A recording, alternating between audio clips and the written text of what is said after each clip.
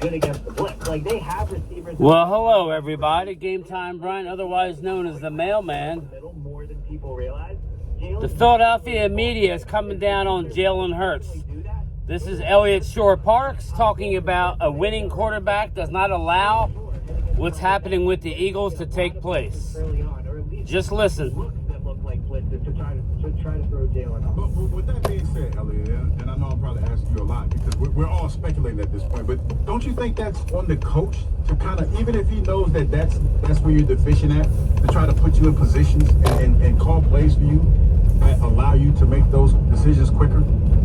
So I think when you talk about, why the team is struggling in specific, it's not 100% one person. Like, it's not 100% one thing. But the reality is, and Q, I'd be interested in your perspective on this as a former player. Like, the coaches can tell you during the week what to do. It's a different thing to go out there and execute. I thought Goddard had an interesting quote to you guys on air about how, he felt that they weren't checking to the right looks, or that the answers were there, and I'm paraphrasing here. Dallas Goedert now. They weren't getting into the looks. Like, you got to listen to this story. In the coach's job, I just find it very hard to believe that a professional NFL coaching staff, with coaches that Brian Johnson is getting a head coach interview with the Carolina Panthers. Nick Sirianni was one of the top coaches in the NFL last year. They don't have built-in answers for what is there. I just think ultimately, and there's a reason Jalen makes more money, and there's a bigger reason of why they win. He's the one on the field that has to get them into those. Sorry about that. So I agree that coaches, after 18 weeks, it's been a problem. They deserve blame as well. I just think the main issue is the pre-snap and how Dallas Goedert is crazy. The Dallas. other thing that caught a lot of us today is Listen to this about Dallas Goedert. Goedert. What's going on outside of just quarterback play down the stretch of the season. Elliott, I've been taken aback listening to some of these guys, including Dallas with us on our show. Dallas Goedert this morning. Said the last weeks. Elliott, after the Cardinals game, Sidney Brown came on the post-game show with Rob and Jack and said we just lost to the worst team in the NFL. Fletcher Cox on Sunday after the Giants game said we lost to a bad team. And then today, Dallas with us said they thought they wouldn't have to do much down the stretch to win against these teams. We talked about this, how easy their schedule was. Well, clearly the players thought it was easy also. Of themselves. Elliott, we've seen a lot in the NFL. It's the NFL, people. You think you're better than a bad team, you get beat. I'm just shocked Exactly. some of these things. And it's not just one guy. It's not like, Dallas just thinks this. No, I'm hearing three players talk down on other teams. Meanwhile, they can't. Who the hell are you talking down? So what's interesting is the analysis is actually correct by them, right? Like, the Cardinals Listen. are the worst team in the NFL. And yeah, they did just play three teams that they should have beat. It's the NFL, people. Good about themselves, to your point. The one thing about the NFL, you could lose to anybody on any given day. Listen to this. From their perspective, going into these games and thinking we are better than these teams, we should win. But the way they're playing, there's probably not a team in the NFL right now that they definitely would beat. Like, they're sloppy before the snap. They think they're better than everybody. They could just show up and win. But on the flip side, I would say, you know what? Like, with as bad as things are going, I don't know. They're going to have some confidence. Like, doesn't feel like anyone else believes in them. So if in that NovaCare, they still go to practice every day and feel they're a great team, and they feel in the playoffs. Now this that is they're nuts. Concentrated, that they'll turn it on. Maybe that's the only hope they have at this point, because the locker room stuff, in terms of the dynamics, I think that's a different concern.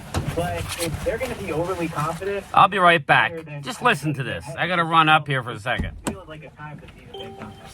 Mario, I'm going to ask you a big picture question. And I know you personally might not feel this way. I heard you yesterday with Jack and Ike about a guy like Bill Belichick. But just a big picture, like a holistic thing. If you're Jeff Lurie and you may be on the fence after Monday about Sirianni, do you think he will or he should think about this idea? If this is like a truly great coaching free agent class that doesn't happen very often, and whether or not you agree with that, but if he thinks that, do you think that should factor into their Sirianni decision? Like, hey, this is a weird year where there's like 3 or 4 coaches that are very rarely, if ever, available.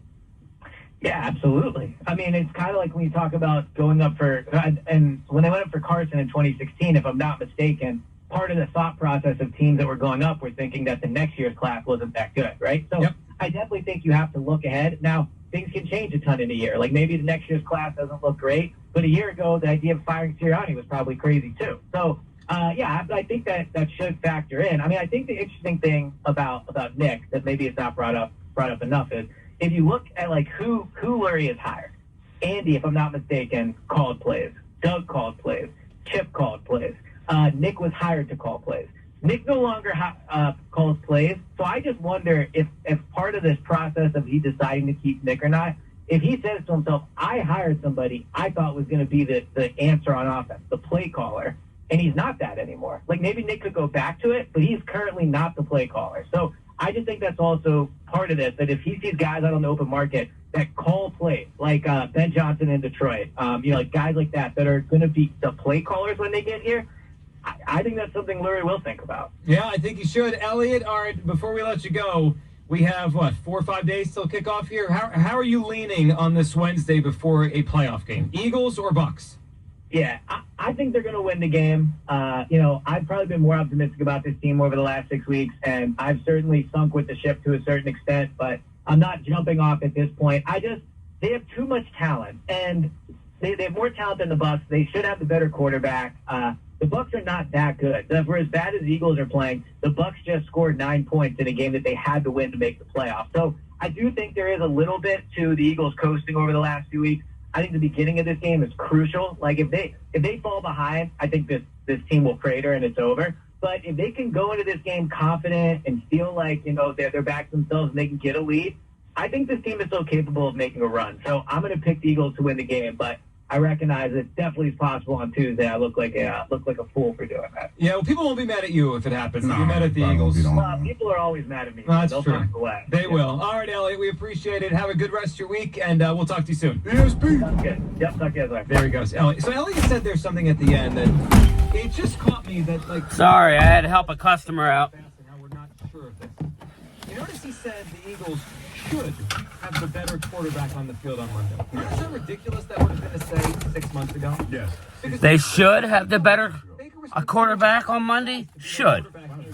My times have... How have times have changed? I feel like My God. quarterback position, especially, is predicated on how well in the position that We'll listen for a couple more minutes, and I got to roll. a lot of examples of guys who look like they haven't had that much talent to go to the right team and are put in the right situation, and they have a lot of success. Well, let me give you one. Tua, right, with Brian Flores, and they didn't have a good offensive quarterback. Michael Vick here. Right. A little, Michael Vick, like another little news note great comp. is Brian Johnson, Jeff. Eagles offensive coordinator, is getting a coaching interview with Carolina. I know this is funny. Carolina? This Jalen Hurts heel is probably going. Are they just following the Rooney Rule? at any time? But this is Or are they the really serious about Brian I Johnson? believe in from what I've seen, and he has to be. Now, I willing question to Carolina. do this, which I think he is. You have to be willing to adapt and listen. I would question Carolina and them truly wanting to use Brian Johnson as a head coach. If you watched any football this year, have you watched the Eagles single-handedly fall apart? Once the talent was getting tired or whatever, it doesn't take long, people. I told you that. You know, it doesn't take long. Your one way to win the game on Monday night is to come out and run the damn football. Tampa's 24th in the league against the run. Run it, run it, run it, and run it again. Now, is that going to happen? We shall see. Eagles should win the game. They're a better team than Tampa, but they're obviously not respecting their lesser opponents. So we'll talk about it more on my lunchtime chat.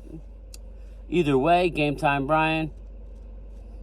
Just saying, what is going on with the birds? Jeez, it's pathetic.